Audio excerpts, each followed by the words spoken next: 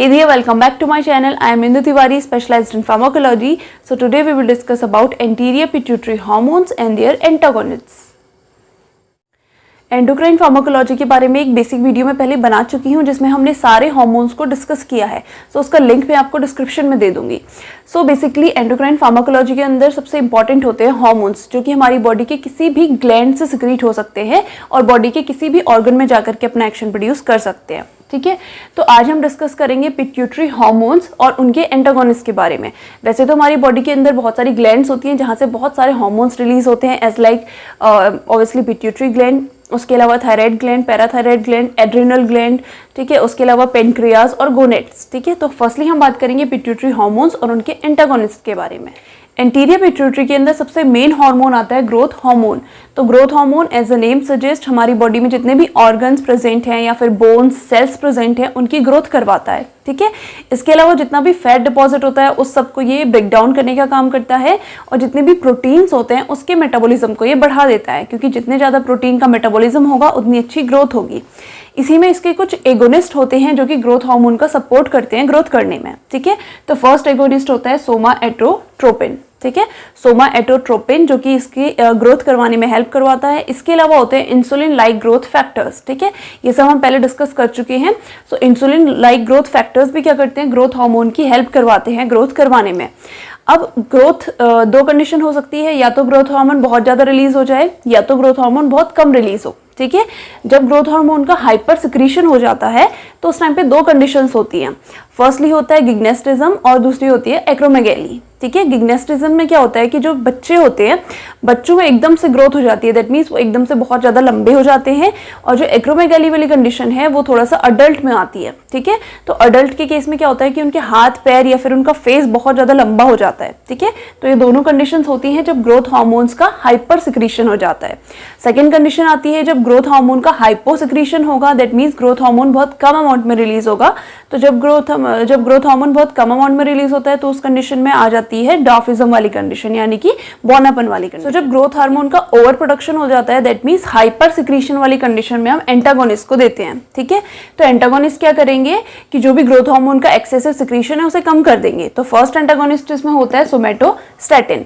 सो somatostatin को हम सोमाएटोट्रोपिन से हम कंफ्यूजन नहीं करेंगे. सोमैटोस्टैटिन है एंटागोनिस्ट और सोमाएटोट्रोपिन था एगोनिस्ट. ठीक है, तो सोमैटोस्टैटिन जो होता है हमारी जो पेनक्रियास की गामा सेल्स होती है वहां से रिलीज होता है. ठीक है, ये बेसिकली ग्रोथ हार्मोन को, इंसुलिन को, इसके अलावा thyroid stimulating hormone that means TSH को, HCl को, गैस्ट्रिन हार्मोन को, इन सबको ये इनहिबिट कर देता है. ठीक है, तो सोमैटोस्टैटिन बॉडी के अंदर ही बनता है तो इसका टी-हाफ बहुत कम है. ठीक है, टी-हाफ सिर्फ 2 to 3 मिनट्स है. दैट मीन्स ऐसा भी नहीं है कि बहुत ज़्यादा रिलीज हो जाएगा और बिल्कुल ही ग्रोथ हार्मोन को, TSH को, गैस्ट्रिन को सबको कम कर देगा, तो वो भी एक डिफिकल्ट कंडीशन हो जाएगी. ठीक है, तो इसीलिए इसका टी-हाफ बहुत कम है. जैसे ही हाइपर सिक्रीशन हुआ तो ये हाइपर सिक्रीशन को रिड्यूस कर देगा. ठीक है, नेक्स्ट आ जाता है एक और इसका सिंथेटिक एनालॉग है, क्योंकि इसका टी-हाफ बहुत ज़्यादा कम था तो इसका एक सिंथेटिक एनालॉग बनाया गया जिसका नाम है ओक्टीरियोटाइड.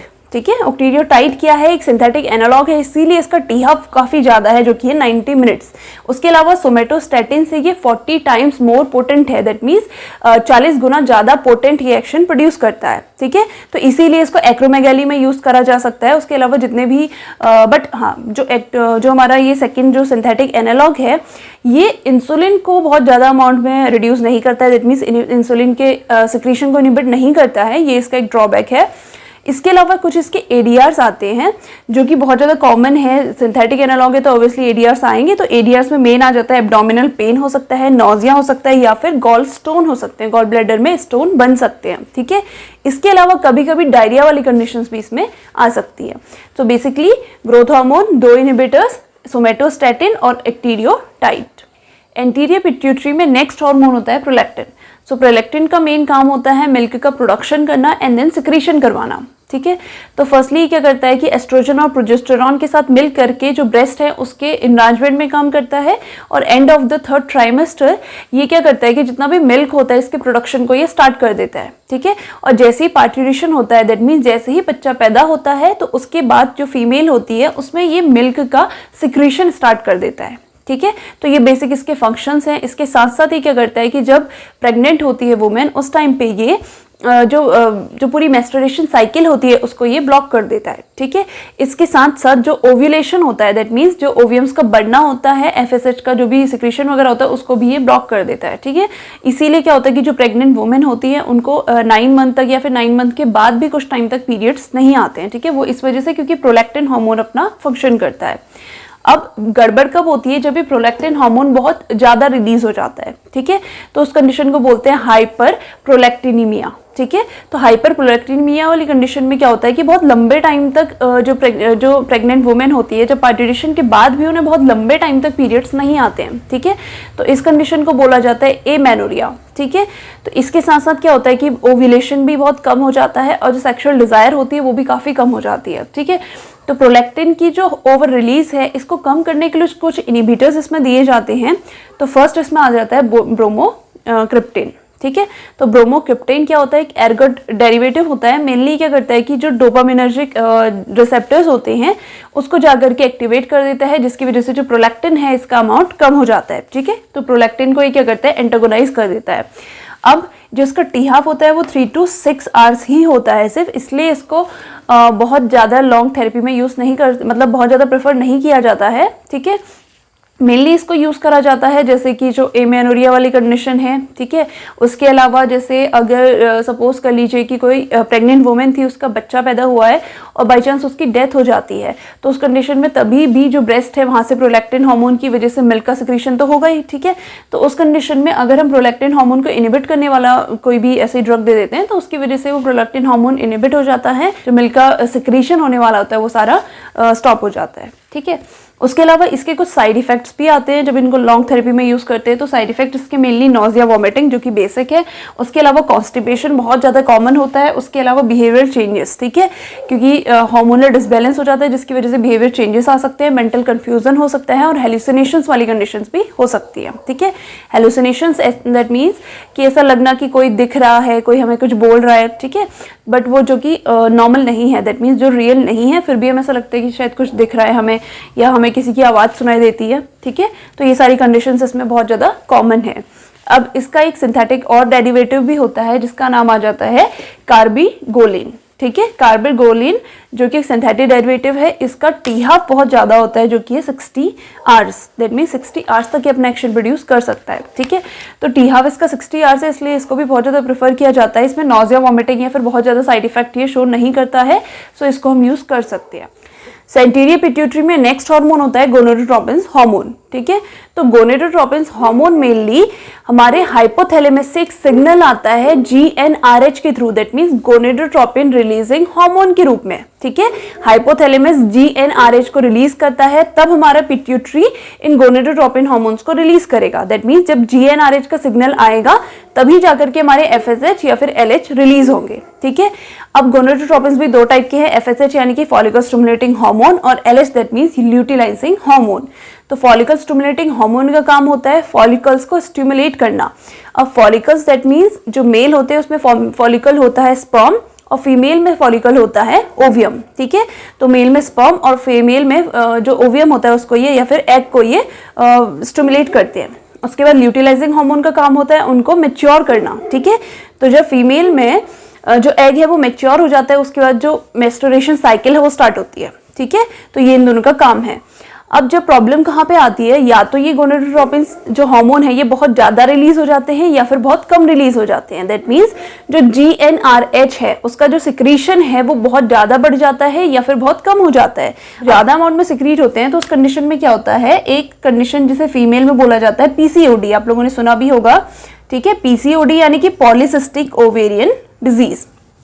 अब पॉलीसिस्टिक है दैट मीन्स बहुत सारे उसमें सिस्ट बन जाते हैं। वो सिस्ट किस चीज़ के होते हैं कि जो फॉलिकल स्टिमुलेटिंग हार्मोन है ये ज़्यादा सिक्रीट हो रहा है, जिसकी वजह से ज़्यादा फॉलिकल्स यानी कि ज़्यादा जो एग हैं वो सिक्रीट हो रहे हैं, ज़्यादा एग प्रोड्यूस हो रहे हैं, ठीक है।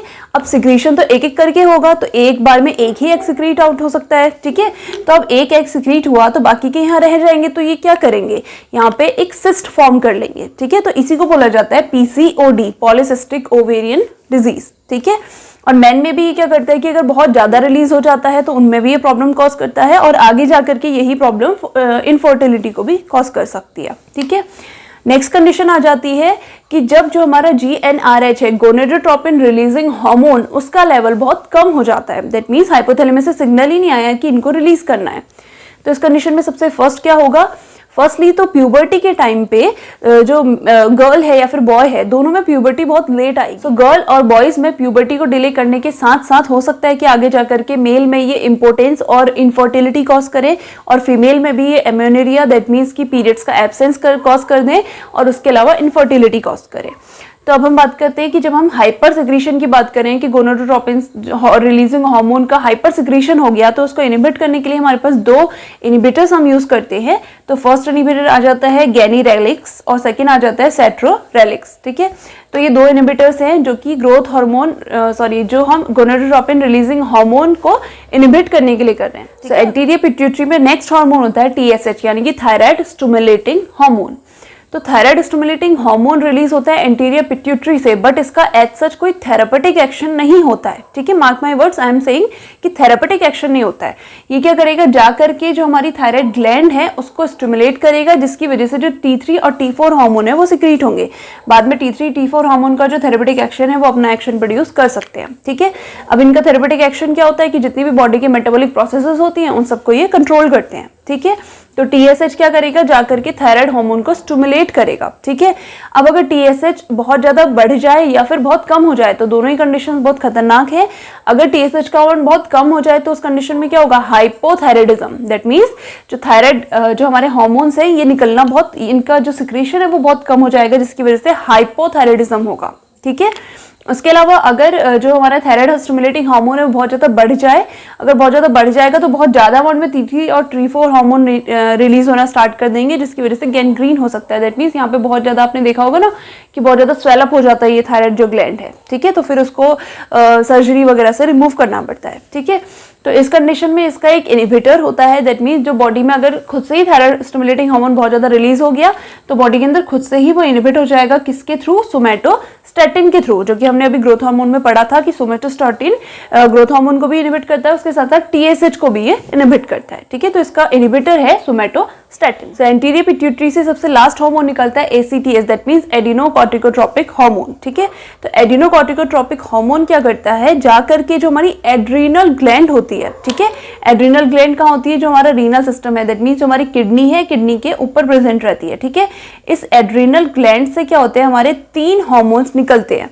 सबसे पहले तो ग्लूकोकॉर्टिकॉइड्स, मिनरलोकॉर्टिकॉइड्स और जो हमारा एंड्रोजन्स होते हैं। ठीक है, तो ये क्या करता है, जो हमारे एडिनोकॉर्टिकोट्रोपिक हार्मोन होते हैं ये ग्लूकोकॉर्टिकॉइड के, मिनरलोकॉर्टिकॉइड्स के और एंड्रोजन के रिलीज को फैसिलिटेट कराते हैं। दैट मीन्स इसको रिलीज करवाने का काम कराता है। ठीक है, अब जो हमारा ग्लूकोकॉर्टिकॉइड्स होता है ये स्ट्रेस वाली कंडीशन में रिलीज होता है। ठीक है, तो ये क्या करता है, स्ट्रेस को कंट्रोल करने में या फिर स्ट्रेस के लिए हमारी बॉडी को तैयार करने में हेल्प करता है। उसके अलावा मिनरलोकॉर्टिकॉइड्स भी सेम होता है कि ब्लड प्रेशर को आपके मेंटेन करके रखता है। लास्टली एंड्रोजन को रिलीज करते हैं जो कि मेल सेक्स हार्मोन होते हैं। ठीक है, तो जब ACTH यानी कि एडिनोकॉर्टिकोट्रोपिक हार्मोन का रिलीज बिल्कुल भी नहीं होता है या फिर कम अमाउंट में होता है, तो ये तीनों के तीनों हार्मोन बहुत कम अमाउंट में रिलीज होते हैं, जिसकी वजह से स्ट्रेस की कंडीशन में या फिर इसी टाइप की कोई भी कंडीशन है उसमें बॉडी अच्छी तरीके से एक्शन अपना प्रोड्यूस नहीं कर पाती है। ठीक है, या फिर एक अच्छा रिफ्लक्स नहीं दे पाती है।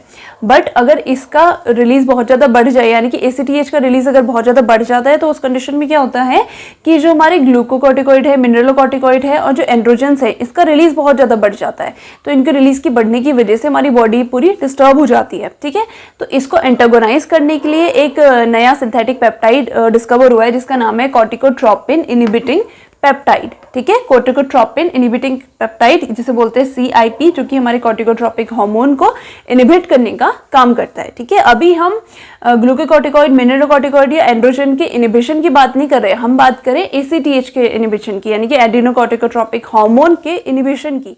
Once again, thank you so much for watching this video. If you have queries regarding this video, please feel free to comment down and I'll answer them as soon as possible. And if you like this video, please like and share this video. That motivates me to make more such videos.